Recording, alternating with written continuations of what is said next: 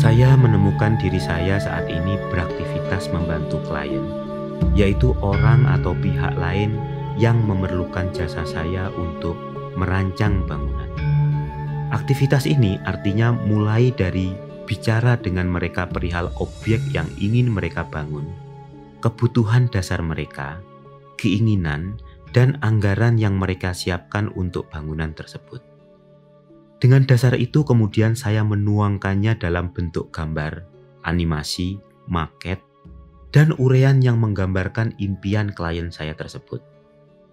Aktivitas ini oleh masyarakat saya disebut arsitek. Arsitek, bila bersandar pada terminologi awal istilah ini digunakan, mengacu kepada sebutan bagi pimpinan proyek di mana sebuah bangunan didirikan. Orang Barat menyebutnya master builder. Sebelum menemukan diri sebagai arsitek, saya menemukan tiba-tiba saya sebagai manusia. Dari perjalanan hidup yang saya alami sejauh ini, saya mendapat pengetahuan bahwa saya diciptakan Tuhan dan nanti akan kembali kepada Tuhan lagi. Tugas saya adalah menjalani hidup yang singkat ini sesuai dengan arahan dari Tuhan. Saya mengetahui itu, kemudian saya percaya bahwa itu benar. Saat ini, saya dalam posisi yakin bahwa memang demikian adanya. Maka menurut saya tugas utama saya adalah menjadi manusia sebagaimana Tuhan maksudkan.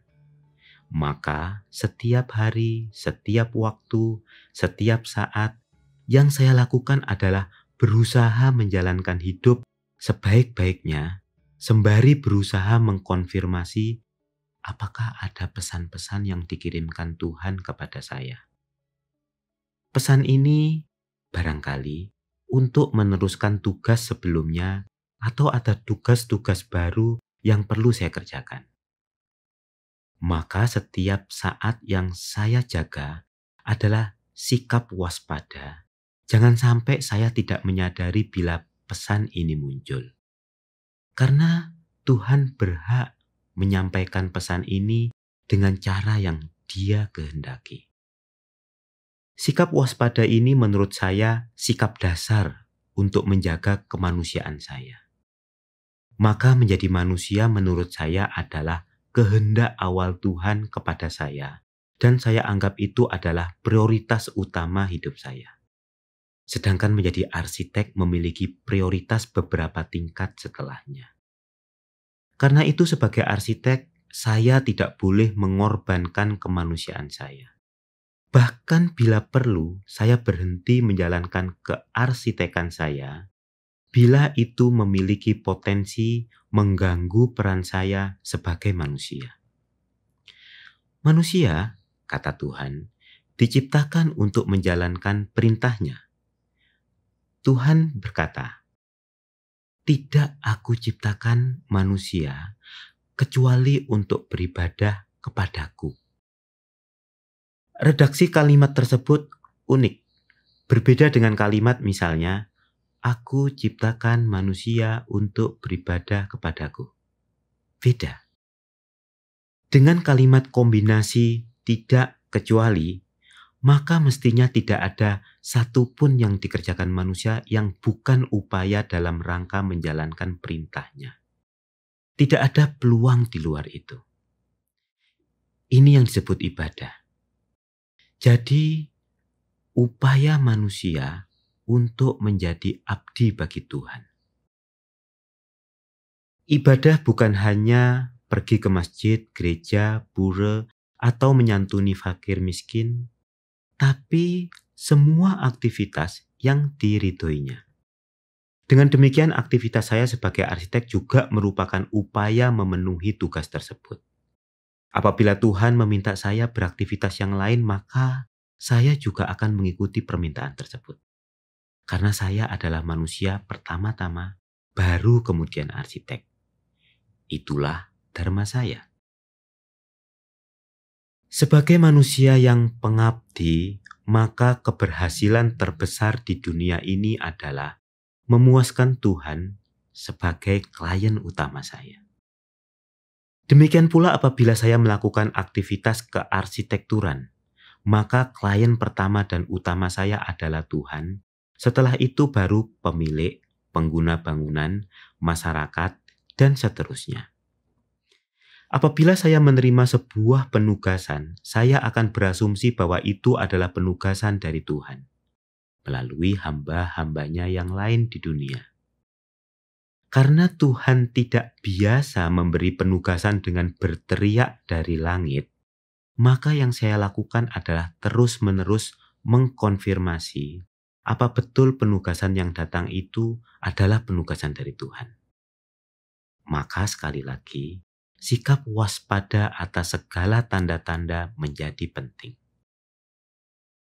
Mengerjakan penugasan secara sungguh-sungguh merupakan keniscayaan. Hidup sebagai manusia berprofesi sebagai arsitek terkadang ada godaan untuk mencapai sesuatu yang lain. Misalnya kekayaan, ketenaran, pujian dari orang, atau capaian-capaian lain yang bersifat keduniaan.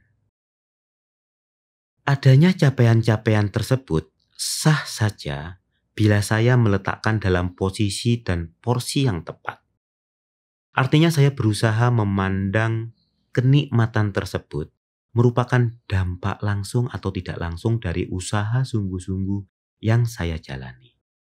Sebut saja efek samping. Karena capaian tersebut merupakan efek samping, maka saya juga tidak boleh sedih apabila usaha sungguh-sungguh yang saya lakukan tersebut tidak melahirkan keluaran yang merupakan efek samping atau keluaran sekunder tersebut.